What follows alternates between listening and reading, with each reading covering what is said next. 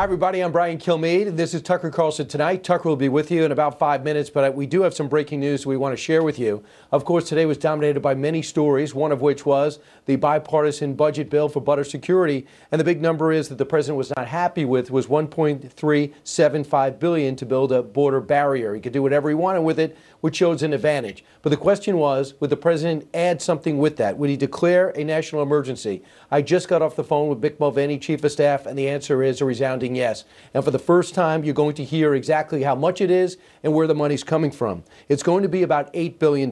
He had the 1.3, then $600 million will come from the Treasury Forfeiture Fund. $2.5 billion out of DOD. They consulted with Mick Mulvaney and the White House over the last few months on what they could actually do, and they're going to use some money they feel they can spare on the drug interdiction account. Then they came across with $3.5 billion for the military construction budget. They feel they can help in that respect.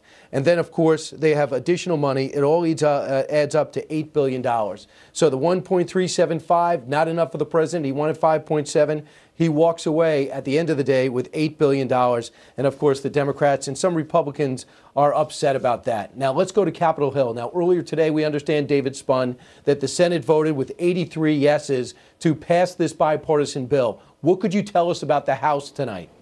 Yeah, Brian, 83-16. It has been a very busy day here on Capitol Hill. The House is getting ready to vote on this final passage here sometime in the next hour and a half, 2 hours. We are expecting this to be a resounding yes if you talk to Democrats. That's what House Speaker Nancy Pelosi says. Now, after the House votes on this, it's going to go over to the White House. You mentioned you spoke to Chief of Staff Mick Mulvaney, President Trump, the rest of his team ready, anxiously awaiting to see the final tally, see this final legislation. Now, Senator Mitch McConnell, he's the majority leader. He made sure that he had assurances from the White House today that President Trump would indeed declare a national emergency for that $1.37 billion border barrier, enough for 55 miles of fencing along the Texas-Mexico border. Now, there are several provisions. Now, one of them, Brian, out of the many provisions, is that the Department of Homeland Security, they'll have to discuss any construction with local leaders before that construction takes place. But the big news here right now is the House. House Speaker Nancy Pelosi said today she is confident this will pass in the House. We're going to stand by, bring you any other updates. Brian. And David, we'll go back to you, especially if that vote actually takes place, and maybe some people change their vote when they hear about the president's declaration of a national emergency, which is official, will be signed tomorrow. I'd like to now go out to Congressman Chip Roy. The Republican is on the floor getting some of this news. Now, Congressman, I understand you are not thrilled with the additional funds that the president is going to be declaring tomorrow. Why? Well, hi, Brian. Thanks for having me on. Look, my primary concern here is that the Congress hasn't done its job. They've left the president having to figure out how to handle this and how to secure the border of the United States, which is fundamentally our duty as a sovereign nation. He shouldn't be in that position. But if the president signs this bill, this very bad bill, then I believe he might actually undermine the very emergency that he's trying to declare. Congress has not done its duty. We've now sent him up a bill which actually makes it impossible to build fencing along the Rio Grande Valley and public lands, impossible to build the fencing where there might be some objections from some local officials. Meanwhile, McAllen is where we've got 400,000 people streaming across our border, bringing fentanyl into our country and bringing little children into our country to be used as hostages by the cartels. This bill has a provision in it, Section 224, which will empower the cartels to use children and to make sure that they're protecting people here who are here illegally as their sponsors, as the bill says. That is unconscionable, and I'm just really frustrated that this is what Congress is sending to the president. I hope he will actually reject it and veto it. Wow. So there are some provisions in a 1,000-page-plus bill that you didn't have 72 hours to review. You nixed that. As people read it, they're starting to see some poison pills, which makes me wonder how anyone Republican could be upset that the president's going to get an extra $8 billion in emergency funds. Congressman, interesting vote. We'll see how it goes. We'll check back with you. Thanks, Brian. Appreciate it. All right, let's go out to Kansas. Kris Kobach, as former Kansas Secretary of State, ran for Senate, almost won that. Governor, excuse me. Kris, we spoke on Fox and Friends this morning, and you said, I got to look at these 1,000 pages to see if some poison pills. You heard the congressman. Do you see some provisions in here that the president's not going to be happy about?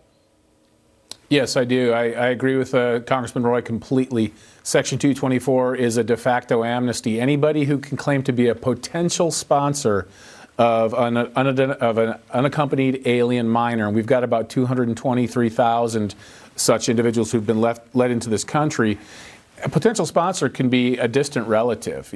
So you played out the numbers. It's probably going to be upwards of 1 million people who are going to claim this protection from removal. They can't be deported, according to this bill, if they're even in the household of a potential sponsor of an unaccompanied alien child.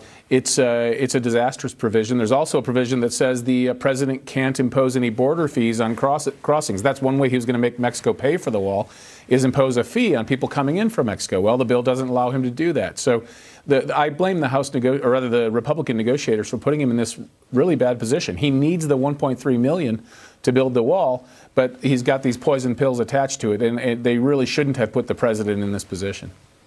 Well, it's true. So you got the bill, and then you have tomorrow the president's going to be signing he's going to actually declare a national emergency. It's been done 58 times since the law went into effect and giving the president his power since 1976. So will that solve a lot of these problems? Well, yes and no. The national emergency will empower the president to free up additional funds to spend on building the badly needed border wall. And I just came last week from the Arizona border where it's wide open in many places. We absolutely need it. We need to be building immediately. But what happens with the bill is that those funds become available immediately. There is a chance when the Democrats and their allies take this to court, the national emergency, that if they draw lucky and get a judge who is an activist and wants to see the president's wall project stopped, that judge might enjoin the use of these additional funds that come from the national emergency. So he needs that $1.3 billion to get started immediately. We'll see. But obviously, the president is looking for money everywhere to make good on his number one promise that he made to the American people to build that wall. So, I know where he's coming from here. He wants to stay faithful to that promise, and he sees the incredible emergency we have on our southern border. And like I say, just coming from the border recently, it's happening every day, and it is a big problem. And keep in mind, President Obama did 12 of these national state emergencies. He did the same thing with DACA, and so far the Supreme Court has not even taken that up yet. Maybe this will be on a fast track. In the meantime, the president could possibly spend the money. Kris Kobach, you're all over this. Thanks so much for reading the 1,000 pages. We'll see if it passes the House today. Almost my pleasure. Almost your pleasure, right? Let's go out to Mark Stein for some deep thoughts. Mark, after the president made it clear today that he's going to be declaring using emergency funds, immediately Nancy Pelosi came out and said, well, okay, maybe a Democratic president will decide guns. There's too many guns in this country. Will declare a state of emergency. That would not apply to this provision. But what do you think the ramifications are of the president doing this? Well, I think it's difficult with guns because guns are in the Constitution. I'm not sure it would be so much more difficult if she wanted to do something on, say, climate change and the Green New Deal and that kind of thing.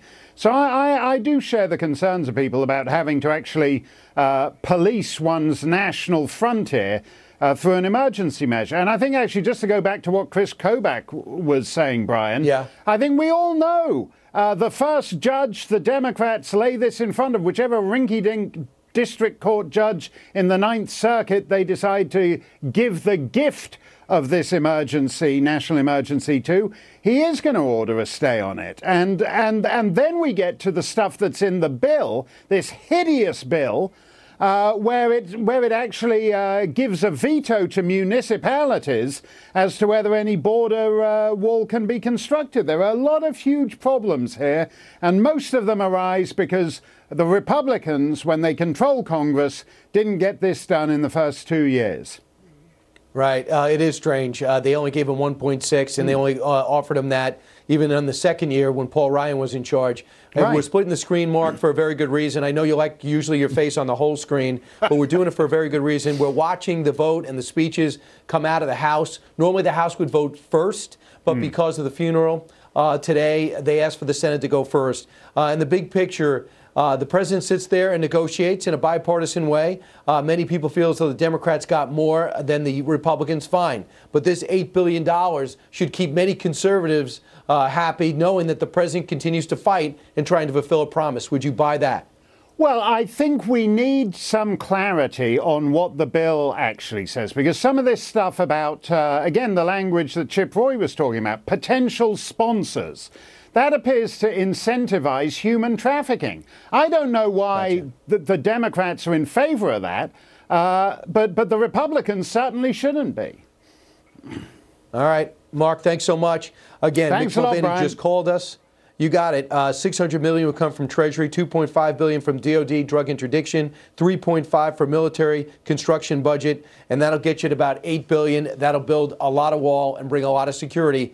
Let's see what happens over the next 24 to 48 hours as we continue to watch that vote in the House. In the meantime, while we watch that, coming up next in a couple of minutes, Tucker Carlson takes on the issues like Andy McCabe and his new book and accusations. Later on, China, Marco Rubio, his greatest concerns as we try to reconfigure our trade relationship. Don't miss a minute.